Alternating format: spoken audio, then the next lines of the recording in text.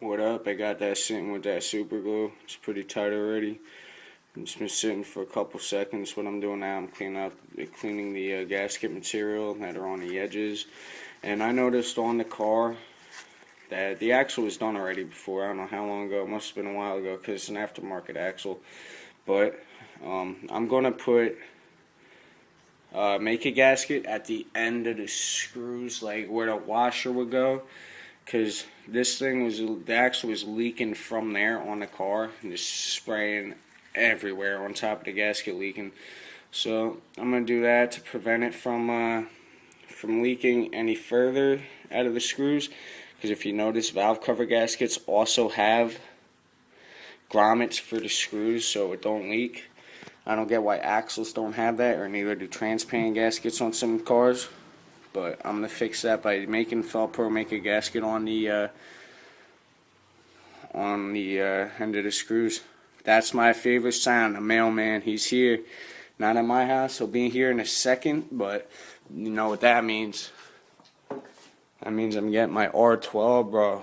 R12 gauge, hose, whatever, tap, so I could fucking start doing the AC charge right after I get this in. So I'm gonna rush this shit real quick, and yeah, let's get it. Alright, the clips are gonna be shorter from here on out. I clean the mating surface up. A normal person would clean up all the gunk from the old axle, fucking spitting everywhere, but I ain't normal. I want to get this done, because guess what? My box came for the AC. We're gonna get that R12 charged up right after this. A long day so far. It's been like 6 hours in, with a couple breaks. Taking my time with this, but from here on out, I'm getting this shit done. I want it done ASAP. So we'll get this done, do the AC. I'm going to put the 8 bolts in, torque them down, and then show you step by step from there. Alright guys, so I got all the bolts back in, and the little brackets that go on the bolts. And one of them broke when I took, hold on, to get a wrench. It's a good trick too if you want to leave it in neutral so you don't have to spin it. You hold it like this while you're torquing it down, and the wheel don't spin instead of jumping up. But where is it? It's here, right there.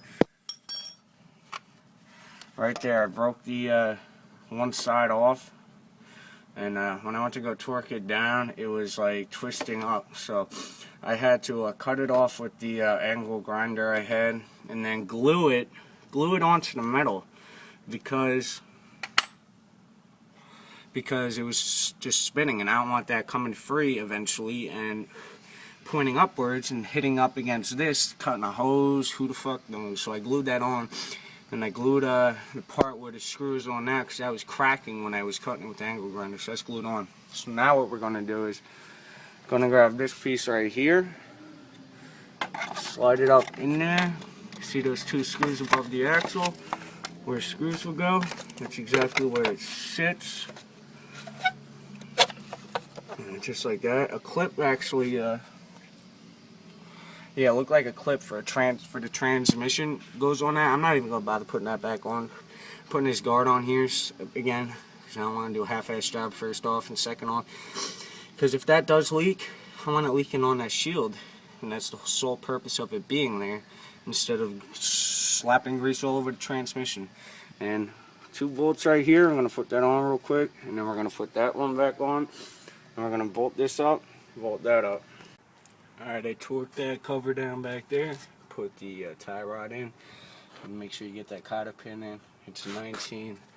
Now I'm going to tighten up these with the 3/4, put that cover on, slap that on. I have to get a cotter pin for that, and I return the tool that orders on. We got that tightened down, tighten that down like I said for the tie rod. Now, last fucking thing. I can't believe how much quicker it was putting this in than taking it out. Like, it's fucking ridiculous. If you want to, you could also put some PB Blaster grease in the splines to make it slide in easier if it's rusted out on you. But mine wasn't, and mine's been replaced. Looks about like 10 years ago, maybe it was replaced. And the thing behind there has to make a gasket on it. Looks like they replaced that too. So right now I'm just going to tighten this down. You're going to want to take your breaker bar again if you don't got a torque wrench like I don't, and torque that down, just enough so you can put the wheel back on, lower the car down, and you're set. So I'm going to torque that down a little bit, put the wheel on, and lower the car.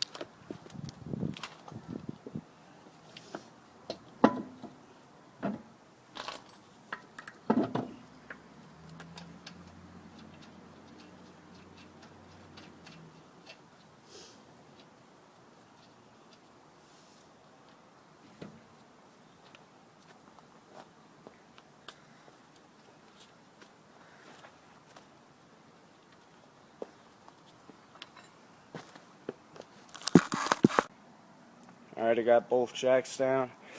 I got that bolt tightened down. And since I don't have a cotter pin, this is what I did for the meantime. I backed on the one bolt that came with the axle, and then I reused the bolt that was on the car, on the axle. So I have two bolts on there to torque this down.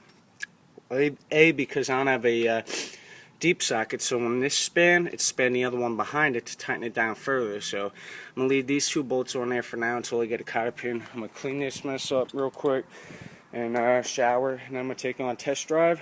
And if all is good, I don't have to redo the alignment, because the odds are you're gonna have to redo it if you fucked with the tie rod end like I did. But I mean, it looks pretty lined up. Just take a look right here. Actually, it looks like it's off a pretty good amount, so I'm gonna have to back that out now. Fuck. Then I'm gonna clean it up, and we're going on a drive. What up, guys? We're test driving the Lexus after the axle replacement.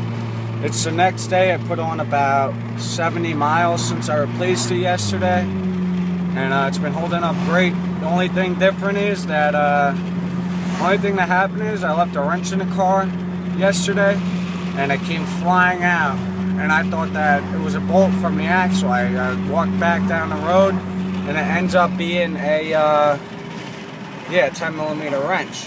And then farther down the road, I'm driving, and the front left wheel starts wobbling, and I'm thinking, motherfuckers, it wasn't a bolt that fell off, and that's why the axle's acting wobbling like this.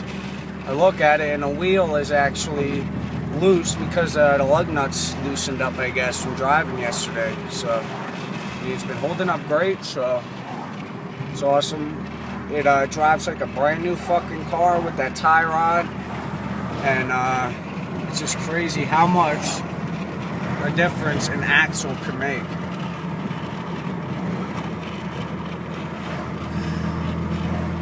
Wish we had some like bends around here so I could take you guys around some corners, but we don't.